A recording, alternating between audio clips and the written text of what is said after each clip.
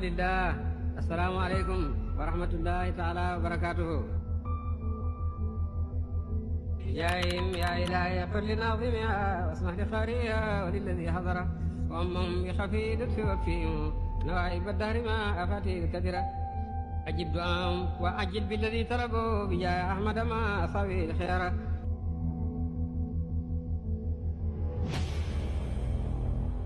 gàmmo mooy guddi gi nga xam ne yonent yàlla Muhammad sallallahu alayhi wa sallam ci la juddoon ci la ñëw ci àddina yonent bi nga xam ne yàllaa ko yónni pour xettali xeli doomu aadama yëpp